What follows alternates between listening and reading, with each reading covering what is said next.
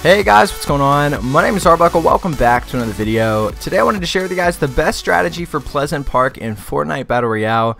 Pleasant is definitely one of my favorite places to land. For sure, top 3 between Pleasant, Retail, and Salty. My friends and I tend to drop here a lot, and I wanted to make a video and share with you guys the strategy that we run that's not only going to help you win more games, but pretty much guarantee yourself to get out of Pleasant Park alive. So the first step is to land at the house with the balcony next to the gas station and land based on who else is landing there. So this is my favorite house in this area, and for those of you that watch my videos, you'll know that I really like this house and feel comfortable with it because I used to go to Retail all the time, and I always hit the house next to the basketball court, which is the exact same house as I'm landing at here. So I feel very, very comfortable knowing exactly where the chest, where all the loot's going to be, and which ways I can go based on who else is going to land there for me to win the gunfight. But I really enjoy this house because it's in the back corner of the map, so I don't have to worry about somebody flanking me. A lot of people like to go to the middle blue house or the broken house. The problem with that is that you can have people coming from both directions, and you don't want to get put in a situation where not only are you at a popular location, not only are you at a popular house, but there's other popular houses on both sides of you. So you kind of have to deal with a lot going on at the very beginning of the match. I like this house. Sometimes there are people that land here, but because I'm very comfortable with it, I know this house well, and I don't have to worry about someone coming up behind me or generally even coming up in front of me. It's fairly easy to be able to take on those people that land at the house. I mean, you think about it, if you look to the left of the house, you have the gas station, and not many people randomly land at the gas station.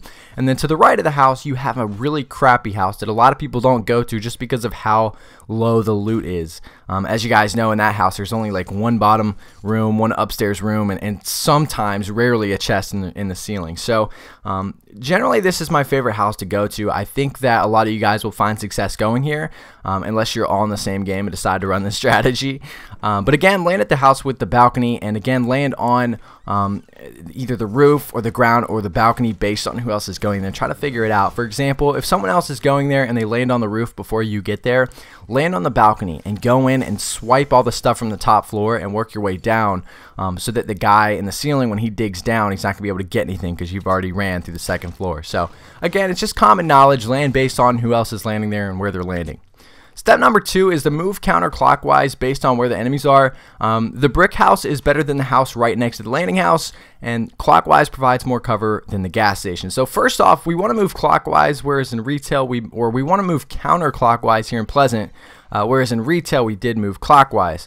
The reason we want to go counterclockwise is we don't necessarily want to run towards the gas station. The gas station is generally not a good spot to get loot.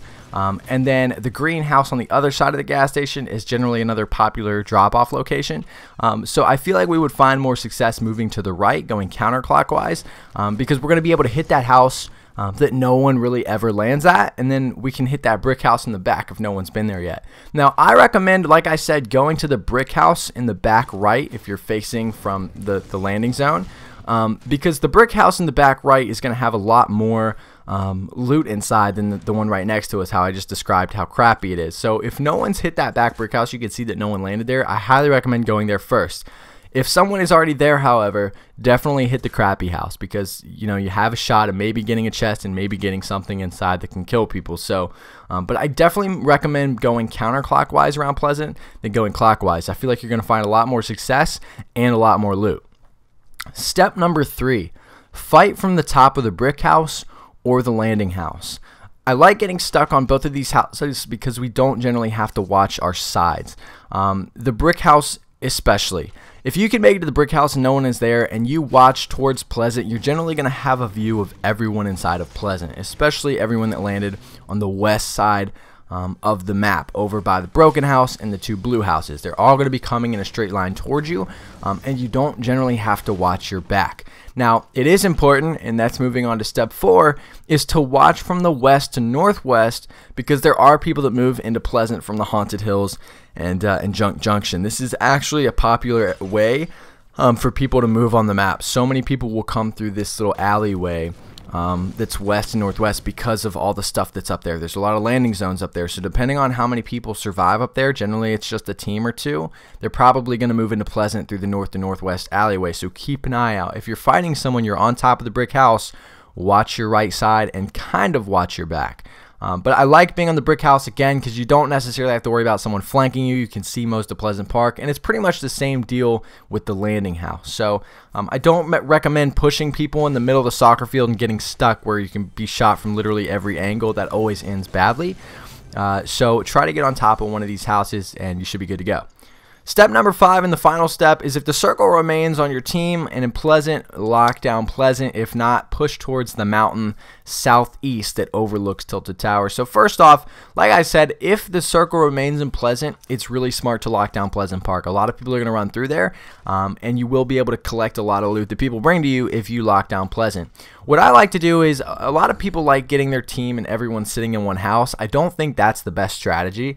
I think that one thing that's pretty smart is to put a couple people in a couple houses. So like 2 people in one, maybe the landing house with the balcony, 2 people in the brick house. And then something else that I like to do is instead of tearing down all the other houses like a lot of people do, we trap them up. So put a bunch of traps in there. And another thing you can do is you can knock down the walls inside of the house that are facing you. So for example, if we go to one of the houses, like the blue house, we'll tear out the walls so that if anyone tries to sneak inside where we can't see them, there's no walls so that we can see if anybody walks in the front door. So don't tear down the entire house, just tear down the walls of one side that's facing you so that you can see if anyone runs in there. That actually works a lot, and a lot of people don't expect it, and then they're screwed because then you can pretty much see wherever they go. But anyway, guys, this is the strategy for Pleasant Park that we tend to use a lot.